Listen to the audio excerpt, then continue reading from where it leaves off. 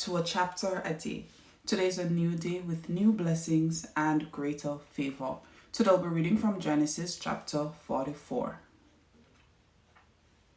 And he commanded the steward of his house, saying, Fill the men's sack with food, as much as they can carry, and put each man's money in the mouth of his sack.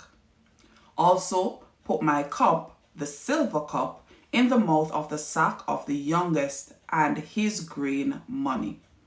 So he did according to the word that Joseph had spoken. As soon as the morning dawned, the men were sent away, they and their donkeys. When they had gone out of the city and were not yet far off, Joseph said to his steward, Get up, follow the men, and when you overtake them, say to them, Why have you repaid evil for good? Is not this the one from which my Lord drinks, and with which he indeed practices divination? You have done evil in so doing. So he overtook them, and he spoke to them these same words. And they said to him, Why does my Lord say these words? Far be it from us that your servants should do such a thing. Look, we brought back to you from the land of Canaan the money which we found in the mouth of our sacks.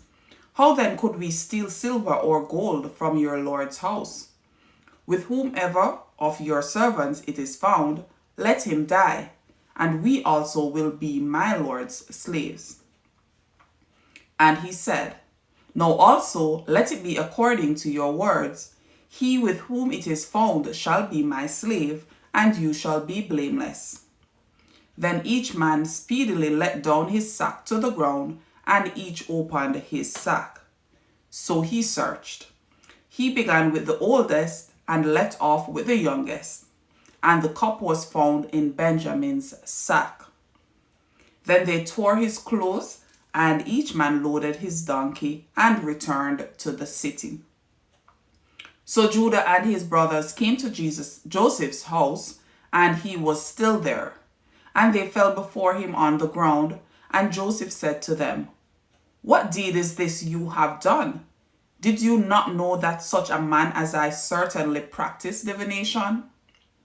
Then Judah said, What shall we say to my Lord?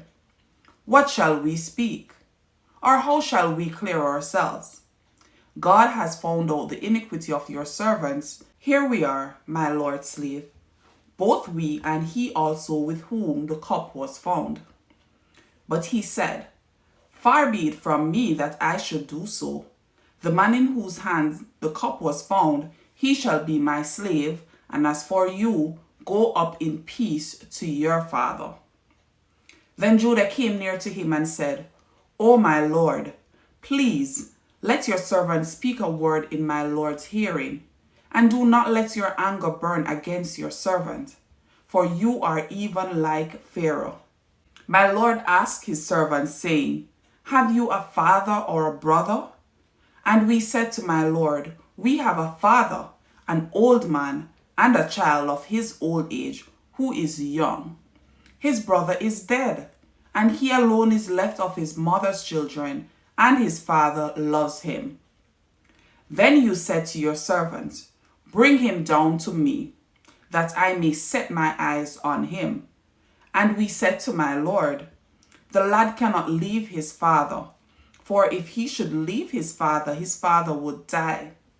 But you said to your servants, Unless your youngest brother comes down with you, you shall see my face no more. So it was, when we went up to your servant my father, that we told him the words of my Lord. And our father said, Go back and buy us a little food. But we said, We cannot go down. If our youngest brother is with us, then we will go down. For we may not see the man's face unless our youngest brother is with us. Then your servant my father said to us, You know that my wife bore me 2 sons. And the one went out from me, and I said, Surely he is torn to pieces, and I have not seen him since. But if you take this one also from me, and calamity befalls him, you shall bring down my gray hair with sorrow to the grave.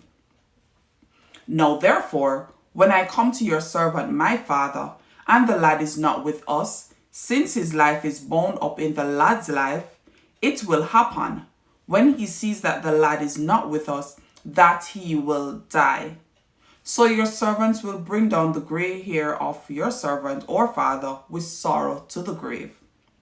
For your servant became surety for the lad to my father, saying, if I do not bring him back to you, then I shall bear the blame before my father forever.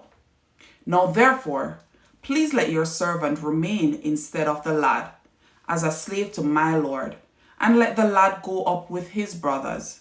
For how shall I go up to my father if the lad is not with me? Lest perhaps I see the evil that would come upon my father. Here endeth the reading of God's holy word. So we just read Genesis chapter 44, where it looked at Joseph's testing his brother's moral and growth by placing his silver cup in Benjamin's sack and accusing them of stealing it.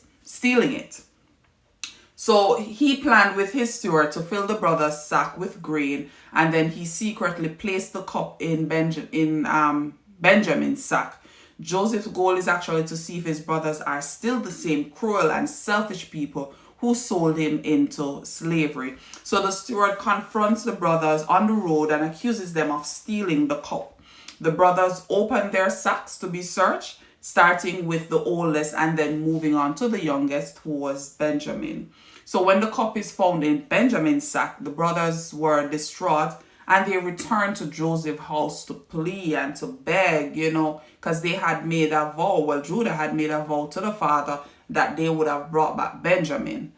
So Judah pleaded with Joseph and offered himself up in place of Benjamin as the slave to save the boy and their father, because he knew that his father would have not made it if his youngest son was not returned.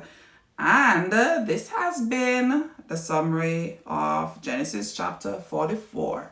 Thank you again for joining me today for a chapter a day.